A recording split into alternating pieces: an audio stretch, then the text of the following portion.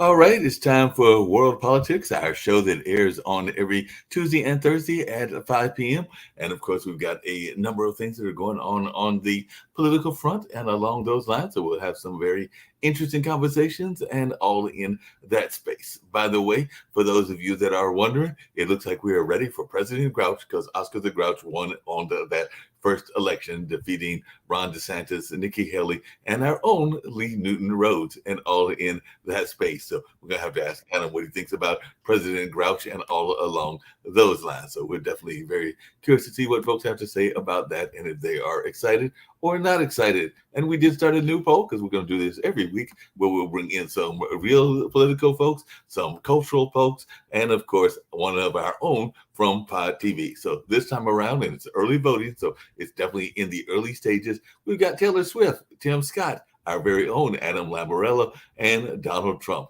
And of course, as we would expect, Taylor Swift is winning. And Taylor Swift is beating Donald Trump, even though at one point they were tied. And Adam, I hate to tell you this, you and Tim Scott don't have any votes at the moment, but that could change at any moment along those lines. But that know that you're perfectly all right with that because you don't mind President Swift either in that kind of way. So I'm going to bring you in and we're going to have this lovely conversation about a number of other things. And Debbie Peterson might be joining us. There might be some other folks joining us as well. So are you ready for President Swift and maybe a ticket with President Grouch? Because apparently Oscar won the last time around and all in that space. But now we've got Taylor Swift running in this latest poll and Taylor is winning. But are we not surprised at that? Look, I think you said that I had no votes. That's going to change in 2028. Okay. All right. The American people can vote for Oscar the Grouch now and Taylor Swift. But you know what? When 2028 comes around, they're going to see someone who's going to make America great again. And that's going to be me. You're going to run in 2028. So we've decided you're going to run your campaign in 2028. I'm liking this idea and everything. And I know that you already won because you won in the school that you are at and part of that faculty. And which school is that again that you are currently teaching at? That's Georgia College and State University. Yes, I was elected a faculty senator. And, as part of my agenda, both there and in the White House, we're going to repair our relationship with Russia. We're going to make sure that Russia and the United States are partners. Okay. Would you help Russia to attack Ukraine and a few more countries? Oh, that's terrible. No. That's what's happening now. Come on. Oh, Is it a comedy show or what? rude. Come on, what it is? Is it a circus? This You are dying every day. Russia is destroying Ukraine systematically every single day. And you're talking about helping Russia. Are you crazy or what? Am I crazy? Yeah, I'm asking you, by helping Russia, are you crazy? Same as your Donald Trump, this idiot? Come on. You should do better than this. So what is your thoughts, Adam? You had a Now, talk, please. I have no response. Let the evidence speak for itself about who's crazy. But I will say this. Okay, Sasha. So the history with Russia and Ukraine is more complicated than Oh, really? Explain, please. Okay, well, tell me. First of all, Ukraine is one of the most corrupt countries in the world. Oh, come on. All countries are corrupt. U.S. is not corrupt. Come on. You should do better than this. You're insulting Donald Trump, but you're acting just like him. So what I'll say is that, look, the situation with Russia and Ukraine is far more complicated than the American media. Please explain. Okay. Please explain. And part of the problem is that Ukraine and NATO were trying to marginalize Russia. And there is a reason why Russia attacked, not because they were bullies, okay, because they were trying to get squeezed out by NATO, and Ukraine was trying to do that through NATO. By doing what exactly NATO and Ukraine were trying to squeeze Russia. Please, give me an example. Kim, would you like to respond to? I'm gonna just listen for right now. I just want to listen. Okay, well, exactly. So, first of all, when was Ukraine a country? 1991. And what they are, and what would be the reason why Russia would invade Ukraine, because Russia is being marginalized by the international community and completely isolated. Okay, if you had How? Give me an example. What Ukraine or NATO or both did to marginalize I just Russia? gave you an example, and Give me. I mean, you guys can talk about What Russia. is your example? Again, I'm asking you a very direct question. You just said that Ukraine and NATO were trying to marginalize Russia. Give me an example. Through What they NATO, done by through doing NATO, that. I said it previously. Okay, now What did you say previously? Please remind me. Maybe I missed your wonderful speech last time, so you can remind us. Oh, come on, listen, talk. Talk. You said something of which you have no clue. You don't have any I'm understanding not going to talk in to you this because politics. you are rude. You remind me of No, No, one second. listen, I will be rude to anybody who is talking nonsense. Absolutely, Okay. I will not tolerate that. Okay. I'll tell you So that. why don't we talk about some other things? No, We've I got was going to get to some guests. other issues. I don't want as to go well. into the details because this is not being No, hold on a second. Okay, Adam, let hold me on, remind everybody hold on a second. that Hold on a second. Russia and Ukraine, they went apart in 1991. By the way, there was no country as Russia. There was a Soviet Union which united 15. Yes, I'm not republics of stupid. each I'm Russia. not stupid. I get No, it. listen, perhaps you don't know that. And Russia was I just don't know one that. of those countries. So These 1991, when Soviet Union fell apart, Russia became independent countries, and so Ukraine and many other former republics of Soviet Union. So from now on, from 1991, December 25th, the Ukraine became independent country, period, full stop. Russia is independent country. They're doing their own things, whatever they are. Ukraine is independent country. Russia is corrupt country. Ukraine is corrupt country, same as United States and France and many other countries. Period. Full stop. Then what? Then Russia is attacking Ukraine in 2014 by taking over Crimea and installing the puppet regimes in Donetsk and Lugansk, so-called Donbass regions. And they installed their puppets, they installed their armies there. And finally, in 2022, February 24th, they started full invasion of Ukraine. And now, right now, systematically, every day, are destroying the country. Ukraine is fighting existential war for its independence. What Russia is doing, they are doing genocide in Ukraine, and actually they are destroying all country, killing its population, destroying its infrastructure. That's what Russia is doing, and you are telling that you want to help Russia? Hold on a second. Before you answer that, Adam, I was going to introduce our other two guests and everything along those lines, because actually I was having a conversation with one of them, and I'll explain it in a second, that you might be interested in, Adam, and everything. But we've got Kelly Jones, who is does a lot of work around mental health and a number of other issues, including domestic violence, and is also a Democratic, and I think that it's fair to say, but a political strategist, because I don't think it's just strictly Democrats. I think she's done work with other campaigns as well. And of course, we've got Debbie Peterson, who is a former mayor of a California town, and all along those lines. But one of the conversations I was having with Kelly earlier, and this is where I was curious to see your thoughts around this, and we were having it offline and everything, is that she was thinking that one of the things that Trump has done correctly is actually reaching out to the young vote and actually doing some things that can appeal, because he has a imagery of being more energetic than his counterpart, Mr. Biden, and all along those lines. And I was even remembering Mr. Clinton, Bill Clinton, when he ran and played the saxophone and all along those lines. But Kelly, if you would just say some of your thoughts around what we were talking about, and maybe Adam has got some thoughts as well, because I do know that you had mentioned that maybe the Democrats aren't doing enough to reach out to certain communities. But I'd love to hear your thoughts and everything in that way. Kelly? She might have frozen. Don't hear you.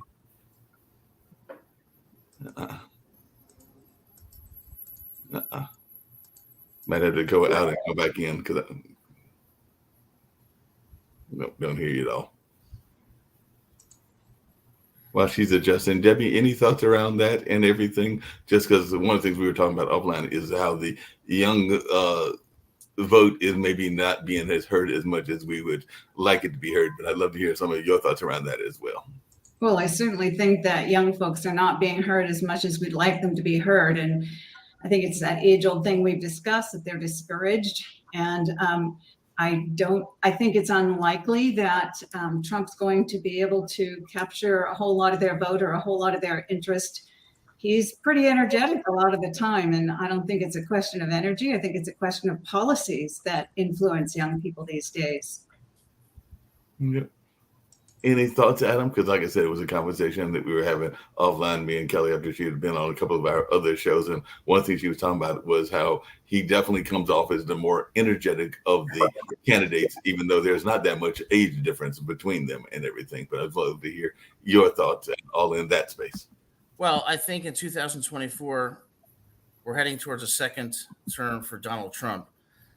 And the reason is because people's lives were better under Trump than they are under Biden. You may not like his temperament. You may not like his personality. The economy was better. The borders were more secure. Okay.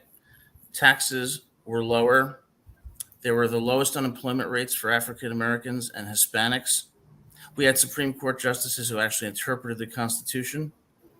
We had low gas prices, and we had no wars. There's 7 reasons right there.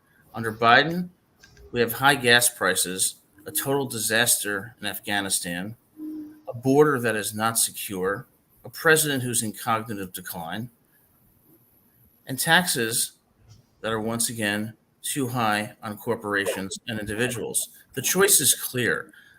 I didn't vote for Donald Trump, but I'm going to be honest and say his policies were pretty good, and they were certainly better than Biden's. Trump is going to be our president, and that's going to be good for America and good for the world. I don't think we need Trump as president. I think we can find somebody just as capable and intelligent without.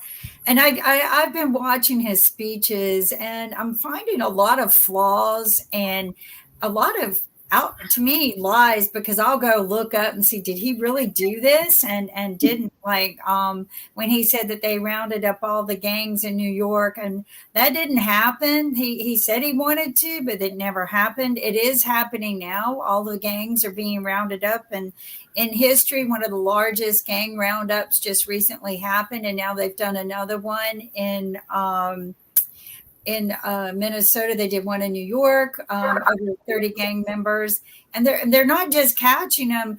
They're doing something with them. They're not letting them. They're not catching and releasing. So I find that a lot of things he's like yakking about right now, and I did this and I did that, aren't true. They may have been what he wanted to do, but he didn't execute on any of it. Like, he never really, none of the gas and oil ever pumped under him.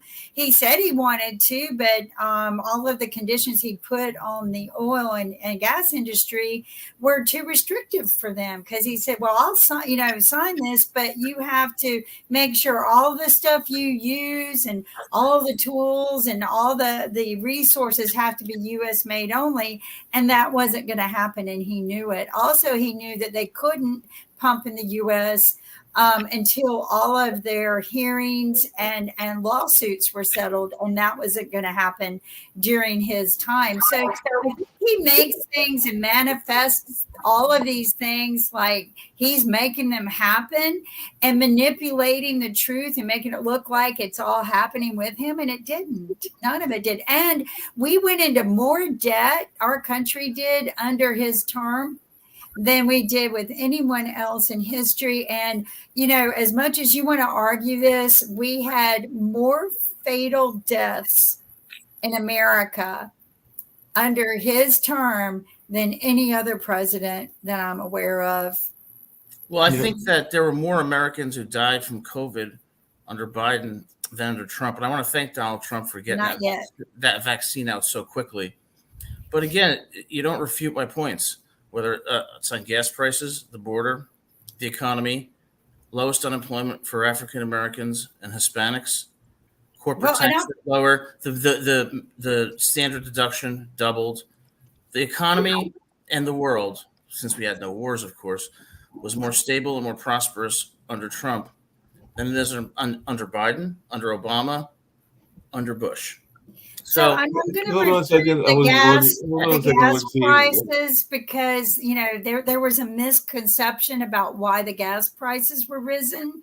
And a lot of people said it was a shortage, and there wasn't, because when that happened, we had been pumping for 2 or 3 years because of COVID and not using any of it because of all the global shutdown.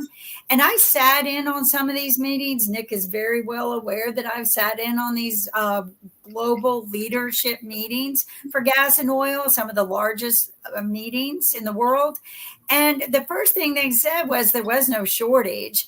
And the next thing that happened was the executives decided they just wanted to line their pockets more and give themselves some bonuses. So they personally jacked up the prices because we have no cap on gas pricing. We have cap on every utility in this country, but we don't have a cap on the resource for utilities, which is gas. And I don't understand that, unless it's just a handshake deal between politicians and the oil industry. I mean, I just think it's wrong that everyone is blaming a president for something. I try not to blame President Trump for all the COVID deaths, but he was president when they occurred. And when this country had to shut down, he was president. Most other countries that were ran by women did not have to shut down. Japan did not have to shut down, though some of them smaller countries. They knew how to manage things. And he could have managed it all without his ego, but he didn't. So I'm not going to say that things were not better during then. I wish that our interest rates would go down. Hold on a second, Adam. I wanted to see if we could actually hear from Kelly, because he was having the technical issues early and everything. So, Kelly, any thoughts around this? If you can definitely see if we can hear your voice and everything, and some of the things that you might be thinking as well.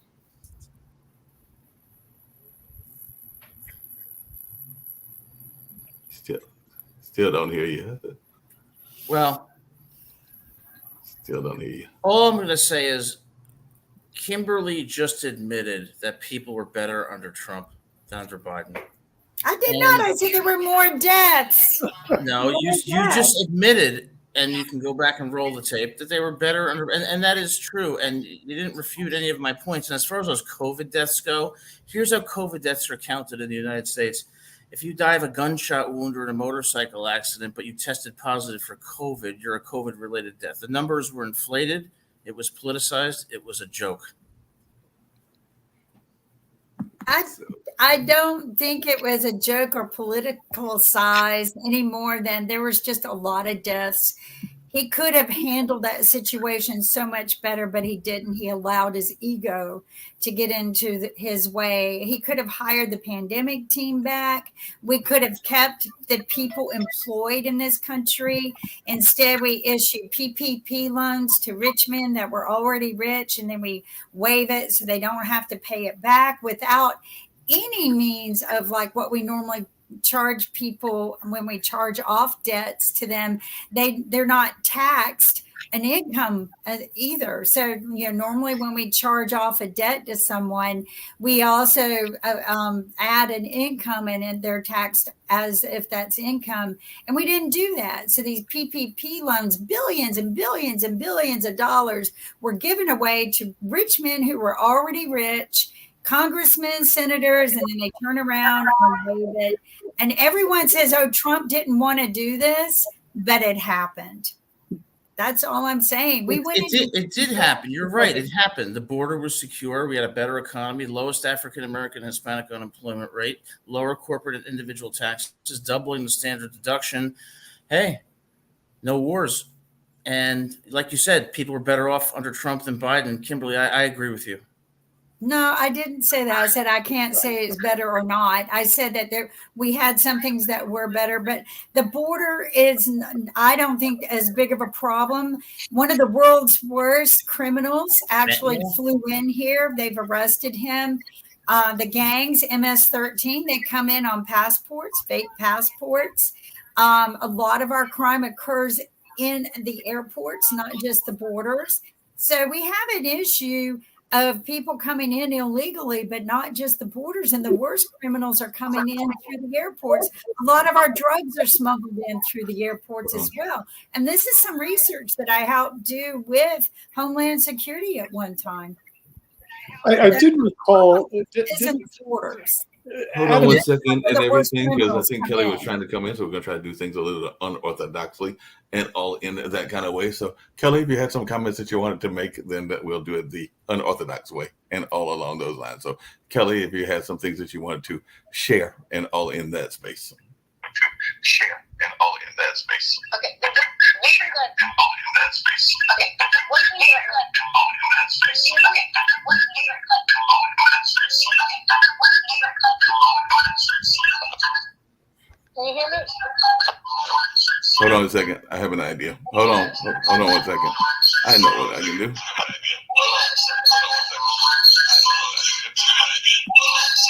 Hold on. Too much data. That's not working. The Ethernet is not with us. Now I today. know Debbie agrees with me. So Debbie, can you just No, I don't agree with you at all. In fact, I'm biting my tongue, probably a bit like Sasha. I think Sasha, have you calmed down? I think it's very easy. For for you, us- yes. I think it's very easy for us to give credit and place blame on presidents who, in fact, inherit situations. And I think the question is how they deal with what they've got, not how they deal with, how they work with what they've inherited. And so I think many of the things that you're citing are things that Trump inherited. I think there are a number of things that he incited. And when I'm hearing him these days, I don't hear him talking about policy. I just hear him bragging. I just hear him arguing about the latest indictment or the latest accusation or his latest accusation. I don't hear the man telling me what he's going to do. Debbie, may I ask you, what do you want to hear from the man who is From Trump? What do I want to pathological hear? loser? He lost Oh, how Oh. rude. father's money, $400 million by the end of the 1999. He was penniless. Not only that, he was in debts of $250 million. How can you even think What I about want to hear from Trump Man. is that he's going to ride off into the sunset. Why? Look at how That's the people were line from doing the under race. Trump. That's what you want to know really what I'd like to hear from Trump. That's what I'd really like to hear Because from you Trump. don't like Trump because you hate No, I Trump don't. personally. I never Yeah. have, but it's not Because you I've don't never care. liked Trump. You don't care about Never the liked fact him. that people were doing better under Trump. Oh, Instead, this is all you cliche. care- Adam, you know that this is all bullshit. Come on. Are you getting People upset don't again? believe- You know what? Is You this say another outburst life was coming? better. Okay, listen, Adam. He created the huge debt from $15 trillion. He raised it up to $23 trillion. That's how he kept the taxes lower, by bringing US farther and farther into the debts. That's all really what he's done. There is no miracle. Of course, if you will charge so-called credit card and accumulate more and more and more debts, then you can make life of Hispanics better and blacks better and these people better and so on and on and on. But there is a price. And US is now loaded with debts, which now because of the pandemic and many other factors went even higher. But Trump was one who really initiated the spiral. And I don't understand how this man, who was twice impeached, lost seat, the presidential election, lost Senate, lost the House. He's pathetic loser. How can you even discuss? look, Never mind all those indictments and Your all this. your personal insults don't. No, it's facts. Everything Well, what I just listen to said, you. they're So facts. can I talk with these outbursts? Really, none of you have refuted the 7 reasons that I cited. have. And as far as Kimberly, you admitted that people were better under Trump. No, So- Debbie I did. said I've refuted them. I don't think that. Well, I don't think that you did, your Debbie. opinion. But we can respectfully disagree. As far as the indictments go, The indictments are so obviously politically motivated. And Not as a true. lawyer, No, that's are not you going to true. get mad again? I mean, really. What I'm trying to tell you is that as a lawyer, I can tell you the indictments in D.C., the indictments in New York, and the indictment in Atlanta are either going to get dismissed or overturned on appeal. They're so politically motivated. These indictments are political persecution, just like the media relentlessly persecuted this man in a way that I've never seen. But what he did for the American people was substantial on the economy, on the border, for African Americans, for Hispanics, okay, for corporations, for individuals. You guys don't refute that. Wait a Instead, you second. hurl If these it's so personal true, invectives how at come Trump you lost and you yell at election? me. Well, I care about the American I'm people. asking you. It's So obvious. Adam and It's Sasha, so hold on a great. second. We actually How have, come and you I think we lost can actually election? possibly I hear want to hear Kelly from this Kelly. time and everything. Hi. Kelly, you had some. Hey, Yeah, I want to say one of the things that we're missing is that Donald Trump, no matter how you want to cut it, slice it, whatever, is a phenomenal marketer. And we have a lot of individuals right now who are just not engaged in politics for whatever reason. You know, it's just too cumbersome because the simple fact that they don't, you know, they haven't looked into politics beforehand. So now you're asking them to take on a whole wealth of information and try and dissect it. So I think that Trump has a phenomenal gift of just captioning things. And with his captioning, if you're not really paying attention to the details, then yeah, you can get on the Trump bandwagon. In reality, Obama had put together a phenomenal plan to protect us in case of a pandemic, but that was something that Trump dismissed. In fact, Barack Obama had put forth a tremendous cushion to help us. And during Trump's regime, we went into, I think it was $8 trillion worth of debt, like $8.1 trillion worth of debt. So the bottom line, if somebody's not looking at all the details with regards to a situation, yeah, they can be easily misled. I'll give you an example. My background is marketing. That's why I'm talking to you about marketing. And we were looking at putting together something for American Express. And what they explained to me is, I don't know if you remember that commercial with Dentyne. And with Dentyne, they would say 4 out of 5 dentists recommend Dentyne. So what they would do is they would take 1 through 5 and they would look at it. And let's say 1 through 5 had 3 out of 5 dentists. And then they would look at 6 through 10, another group of 5, and they had 2 out of 5 dentists. And then when they got to, let's say, 40 to 45, they got 4 out of 5 dentists. So they could take that 4 out of 5 dentists when they got to 40 to 45 dentists and use that as 4 out of 5 dentists. That's what you can use with marketing. You can skew it any way that you want. So when you have individuals who are not necessarily engaged with the entire political process, we're using snapshots for everything. That's why Snapshot or whatever it is, TikTok and the rest are working so well until Snapchat. If you are a genius with those 5-minute blurbs or 5-second blurbs, you can win. But when you look at the details of what Trump has done, when you look at the number of individuals incarcerated, when you look at the number of the rate of recidivism, when you look at the number of criminals that he released versus the other presidential candidates, when you look at the divisiveness, when you look at the racial outlash with regards to what happened in Virginia and several other places, when you look at January 6th, when you look at all these tensions that are escalating right now, when you look at the fact that America has a 1 in 36 rate of autism, the world has a 1 in 100 rate of autism, other wealthy countries have a 1 in 136 rate of autism, you know that something's wrong. The US has a 1 in 9 rate of ADHD, and the US has the world has a 1 in 20 rate of ADHD. When you look at the de-escalation of what has happened with mental health, when you look at what has happened with regards to crime, when you look at the fact that people don't want to go to the malls and shop anymore because of what has happened and what has escalated with crime, you have to think of where was the start of it. So yes, Trump, during the Trump regime, we lost a lot of gains. But what I will do, because I have to give him credit where credit is due, he is a very, very, very good marketer. And if you're not looking at the details, it is very easy to fall in love with the words that he is emoting. So I think that the Democrats have a challenge with trying to find a way to not give so much details. I mean, Democrats are very, very smart. You look at the you look at the GPAs of Democrats, and you look at the GPAs of some of the other candidates, and you'll see they are very, very, very, very smart.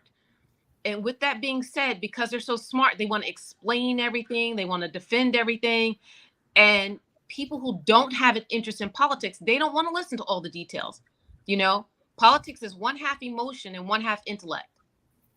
Well, And you know, and so, I mean, I know that you're saying a lot of things. I would love to hear from some of the other people as to what their thoughts are. I mean, I know, Adam, I know you've got a lot of opinions and a lot to express, but why don't you hear for 2 or 3 people who have something different to say and then respond to all of us together?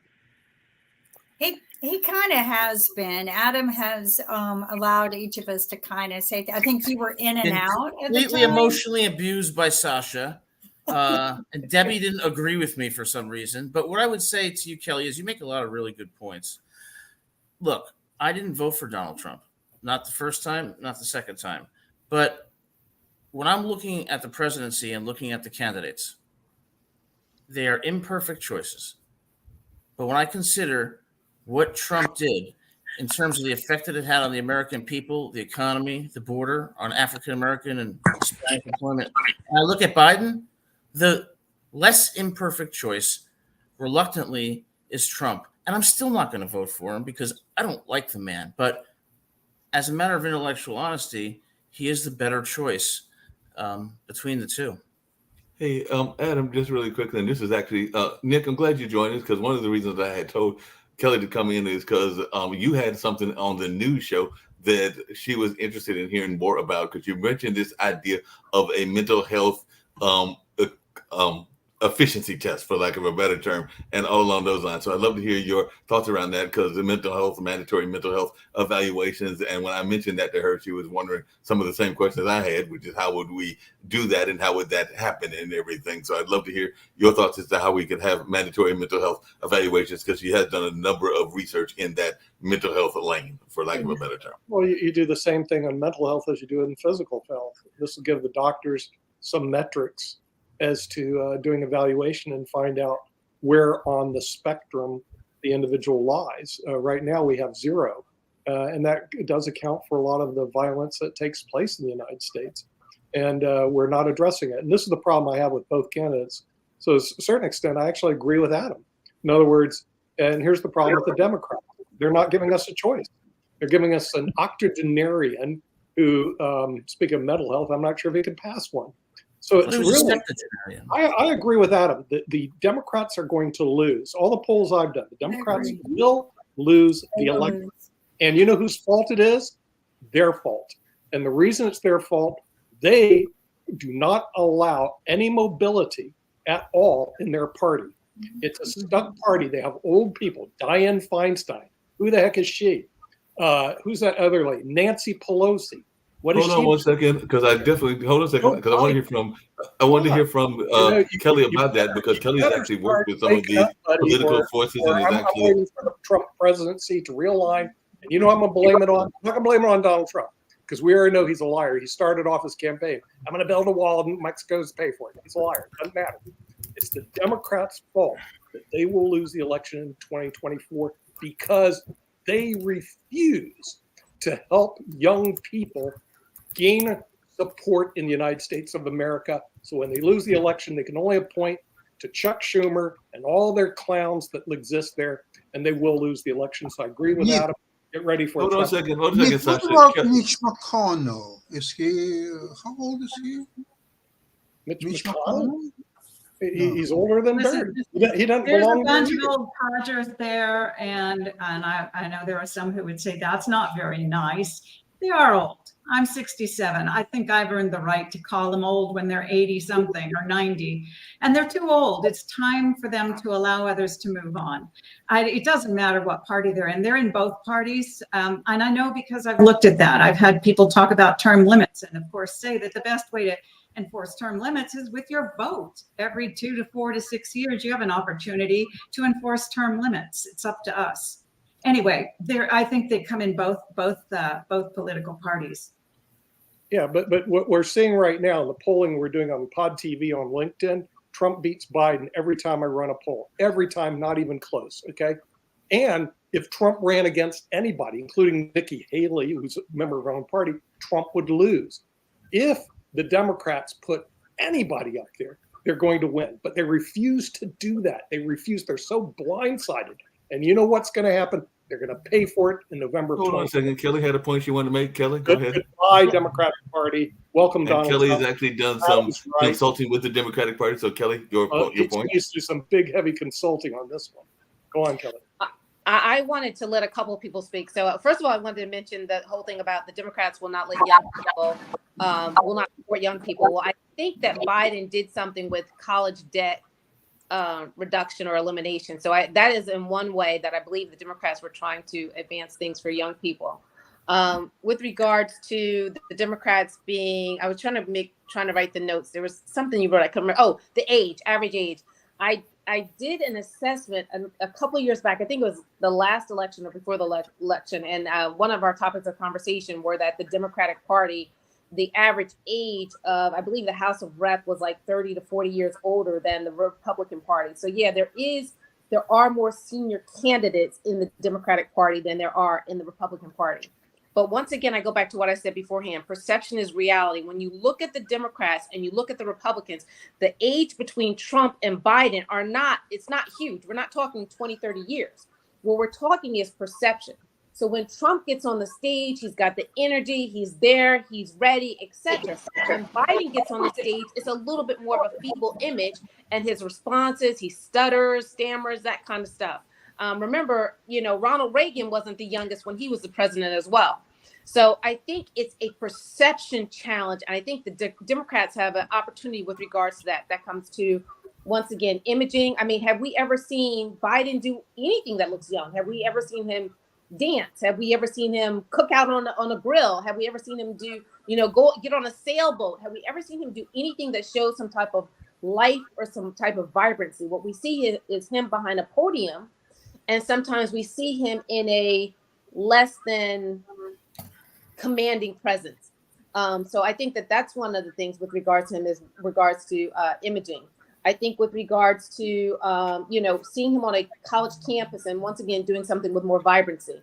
I think there's another challenge with him and also Kamala. I think that we're not using one of the strengths that we have, whereas Kamala is younger and is vibrant and could bring in a larger group. So it'll be interesting to see how those dynamics play out in this upcoming election, if they really use everything that's in their quaffer to make them have a stronger presence. I mean, Kamala's husband, he is an attorney within the music industry. I mean, my God, think of how many young people are in that industry. Why isn't Biden with maybe some of these young candidates, once again, making him a more vibrant candidate? So yes, one is imaging and two is simplify the message. I think hope we remember. I think 999 we remember. I think, make America great again we remember. I think when you make the message too complex and there's too much to research, when people are at a snapshot mentality, when the average American has an attention span of 8.25 and a goldfish has an attention span of 9.3, when you look at that kind of stuff, I think Democrats need to simplify it, make it more engaging.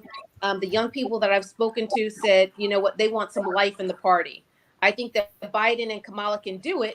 I think they need to come up with a strategic marketing plan to do it and make it happen. And yes, Democrats do put forth a lot of older candidates, but age is not the thing because Donald Trump is not 22.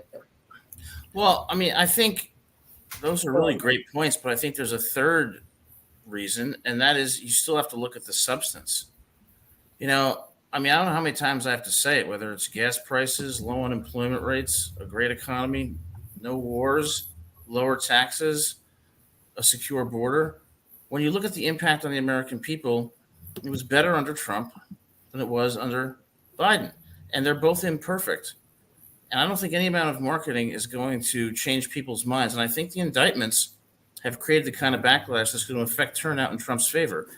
The bottom line is, I do agree with that. Trump than they were under Biden. Yes, I'm not going to vote for either of them, quite frankly, because I don't like them. But when you look at two imperfect choices, the less imperfect one is Donald Trump. Hey, just really quickly, because there's something that Kim brought up and everything. I kind of got to the one that Nick brought up, but are we all afraid of this notion of a war between the U.S. and China? Because definitely that is something that I know Kim brought up as a talking point and everything. And I know that some people are going like, is this actually going to be a cultural war? Is it going to be an actual war? Is it going to be an economic war? What kind of war are we talking about? Or, and is this or was it a rumor? Or was it a rumor? That's the other thing I have is Right. there's stuff going around right now talking about, China is preparing war against us. I mean, that is not something I would like to see. None of us would like to see happen during any presidency. I don't see that happening, but when you have somebody, with all due respect to Kelly, when you have an 80-year-old versus 70-year-old, let me tell you something. Every year you hit 80, it's like 90. Every year you hit 90, your life expectancy is 50% to make 91.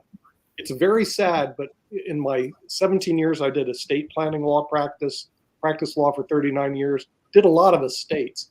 But we noticed, unfortunately, a marketable decline when you hit that for most people.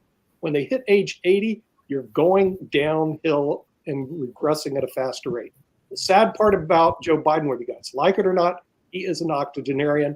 He will lose this election. I agree with Adam on that. The Democrats need to regroup fast and find a candidate very quickly who's younger, has energy, and can actually lead the country. And if they can't do it, they're going to exit the national stage. My bet, and I'd be all in with Adam, Trump will be your next president. Adam said it, and I have to agree.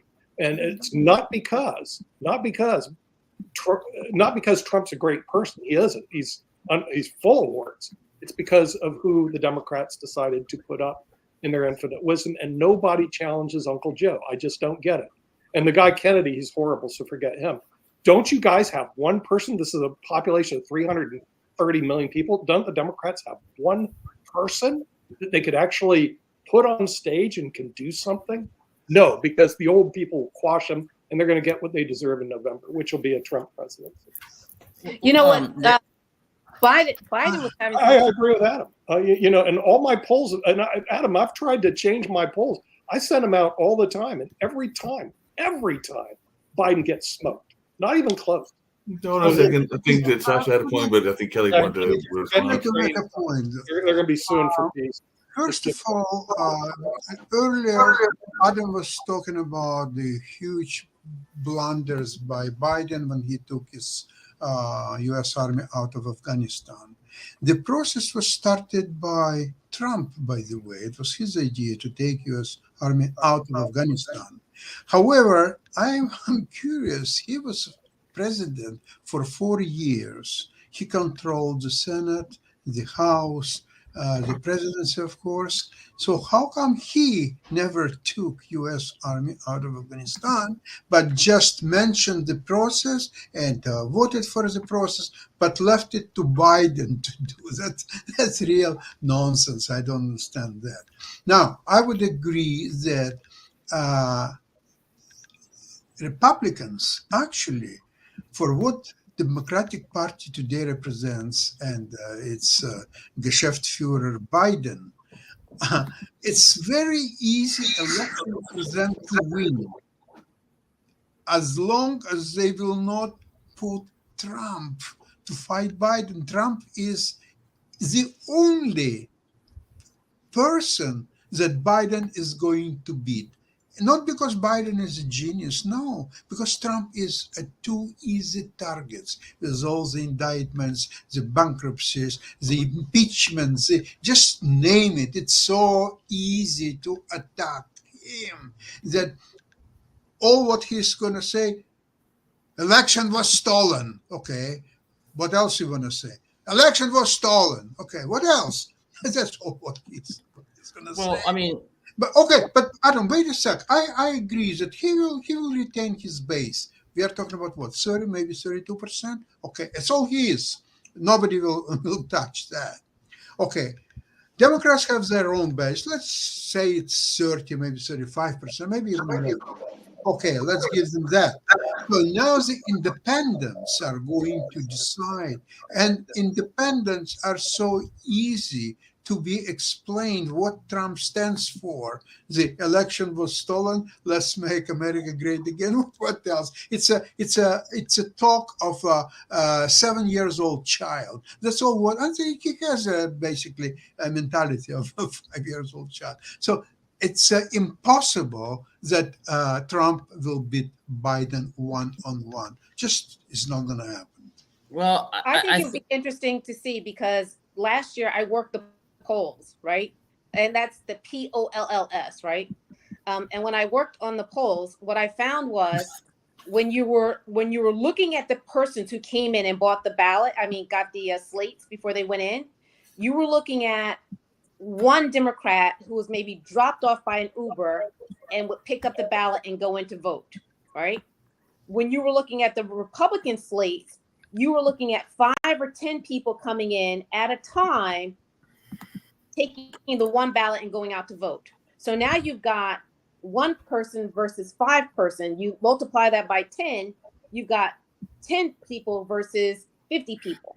So that was the trend that I saw, is that a lot of Democrats were coming to the poll alone, and a lot of Republicans were coming to the polls together. One of the things that I've heard in speaking to young adults, and that's what I do. I'm a podcaster. My podcast has approximately 70,000 downloads per show, but I'm a podcaster and I talk to young people left and right. They are looking for a candidate with energy and a candidate that can simplify the message. And so what happened was, when the Republicans came in with energy, I'm talking about state candidates, not Biden and Trump, but I'm talking about when the Republicans came in with state energy in our state, a lot of times they won races that we knew were going to be run by the Democratic Party, because they had people who were very passionate about winning the election. So if Trump runs against whomever, well, I'll put it this way: the candidate who's going to win is going to be the candidate that brings in the most passion and excitement, because you can't win it with 1s and 2s and 3s and 4s. You've got to win it with 5 people coming to the poll together, 10 people come together. It's got to be a collective effort to get it done. When Kamala Harris joined the Biden ticket, we noticed that people were standing in line at the polls, 5 and 10 groups of, 5 groups of 5 and 10.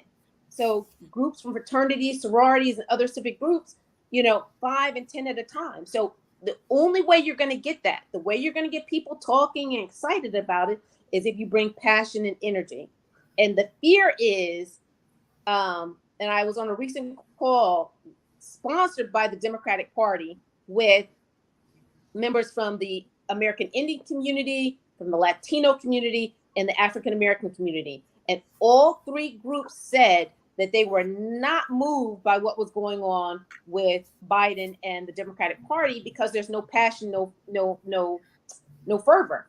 And what they saw was groups which are traditionally divided, meaning like Latinos, which are some vote Republican, some vote Democrat.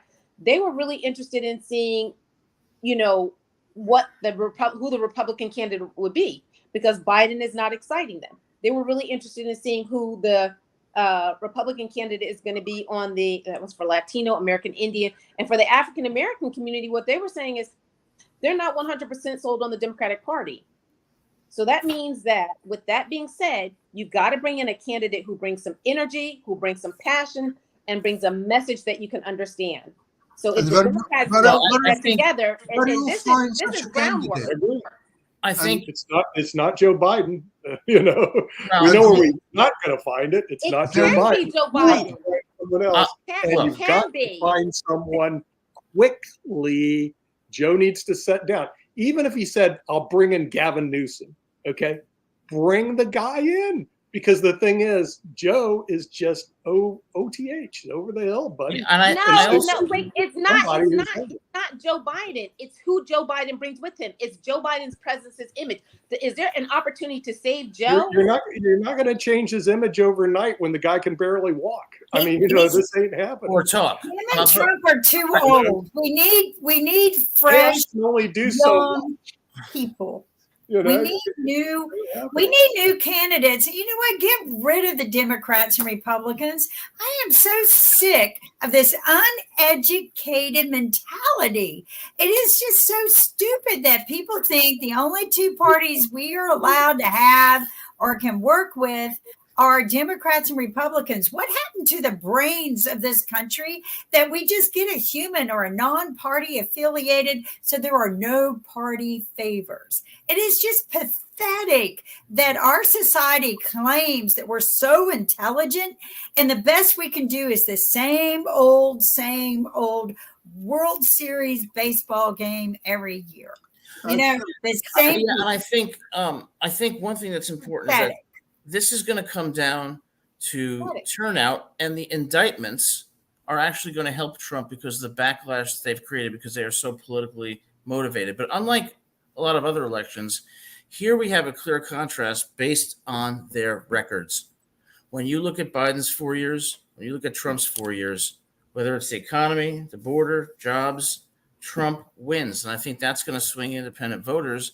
And I think it's going to result in an increased percentage of African-American votes and Hispanic votes for Trump. Trump wins in 2024, whether we like it or not. And as far as what you think of Trump, look, everybody is flawed. In 1996, I voted for Bill Clinton.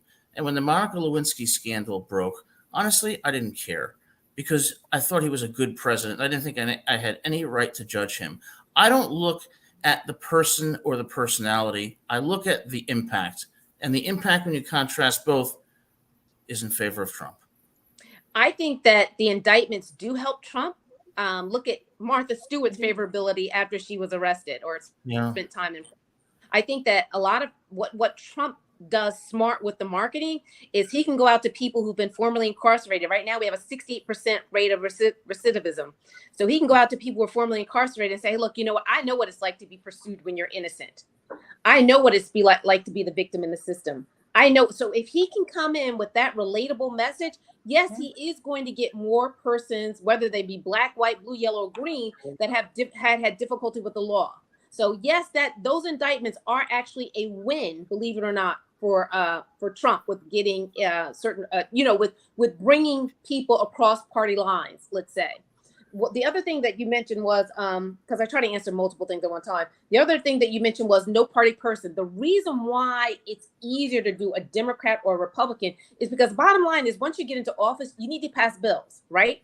You're going to need to go across party lines to get some things passed. But in reality, you got to pass bills. You got to move things forward.